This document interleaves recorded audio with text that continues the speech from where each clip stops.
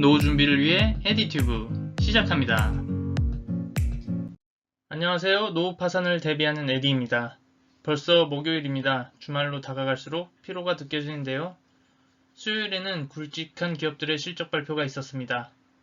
애플, 페이스북, 쇼피파이, 보잉 정도만 살펴보겠습니다. 제가 제일 좋아하는 애플입니다. 사실 애플은 올해 들어 빌빌거리고 있습니다. 그 보답이라도 하듯이 치트키까지 써가며 어닝 서프라이즈를 했습니다. 기사를 한번 살펴보겠습니다. 1분기 매출이 전년 대비 54% 증가했습니다. 코로나 기저 효과도 있겠지만 큰 증가입니다. 거기에 치트키로 배당금을 올리고 자사주 매입까지 하는 모습입니다. 자세한 내용을 뜯어보겠습니다.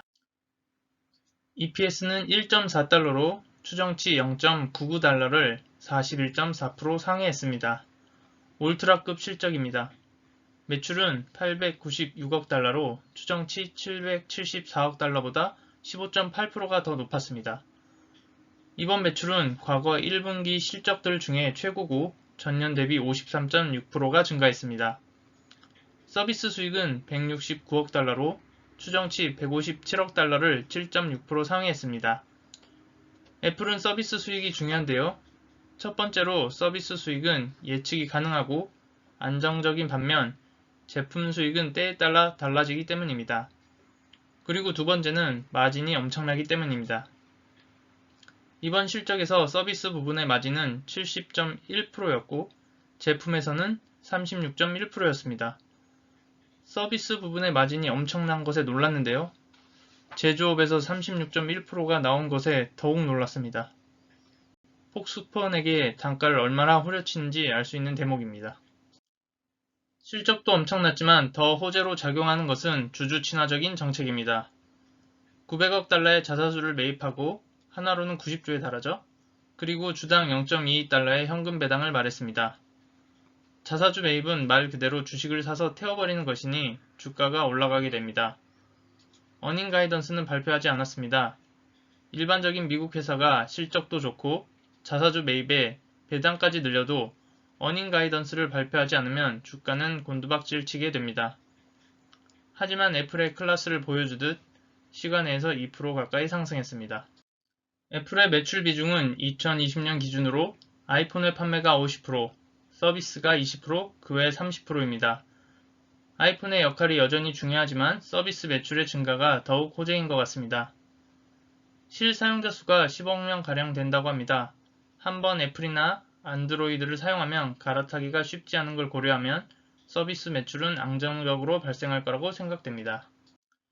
실적 발표 후 시간 내에서 2% 상승하고 있습니다. 어닝 서프라이즈죠. 실적 후 전문가들의 의견입니다. 대부분 매수 의견이고 목표가를 상향하는 모습입니다. 미국 주식의 경우 이렇게 전문가들의 의견이 상향되면 주가도 같이 가는 경우가 많습니다.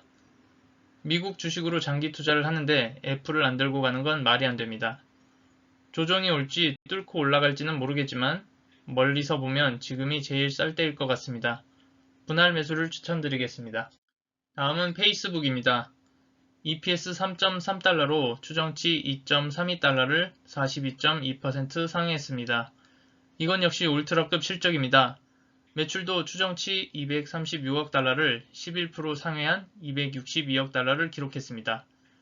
그리고 월간 활성 사용자는 28억 5천만 명으로 예상치를 1천만 명 상회했습니다.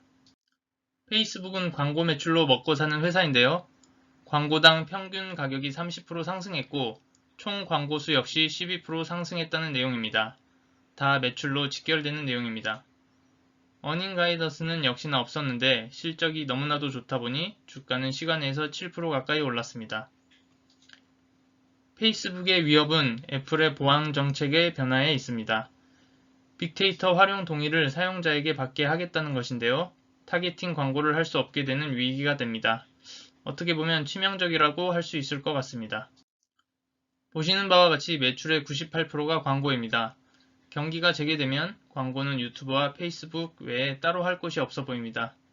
구글 역시 역대급 실적을 발표한 것과 페이스북도 마찬가지입니다. 실적 발표 후 시간 내에서 7% 상승하는 모습입니다. 어닝 서프라이즈입니다. 전문가들의 의견입니다. 어찌나 역대급 실적인지 의견도 엄청 많은데요. 전부 좋은 내용입니다. 매수 추천하거나 목표가 상향 혹은 제시입니다. 역시나 급등이 부담스러우시면 분할 매수를 추천드리겠습니다. 앞서 말씀드렸지만 코로나 백신의 보급으로 미국 경제는 재개를 코앞에 두고 있습니다. 그럼 광고 매출이 오를 수밖에 없겠죠? 그럼 페이스북의 호재입니다. 다음은 쇼피파이입니다. EPS 2.01달러로 추정치 0.73달러 대비 275% 상회했습니다. 벌써 서프라이즈죠?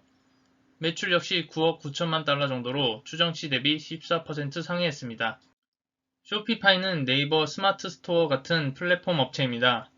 그 플랫폼에서 70%의 매출을 얻고 구독으로 30%의 매출을 얻고 있습니다. 코로나로 엄청난 수혜를 입은 모습입니다. 코로나가 개선되면 온라인 쇼핑을 멈출까요? 그렇지 않을 것 같습니다. 왜냐면 훨씬 편하기 때문이죠. 실적 발표 후 시간 내에서 11% 상승하는 모습입니다. 어닝 서프라이즈입니다. 전문가들의 의견도 긍정적인 방향으로 바뀌는 모습입니다. 마지막으로 보잉입니다. EPS -1.53달러로 0.46달러 미스 났습니다. 매출은 152억 달러로 1억 4천만 달러 비트했습니다.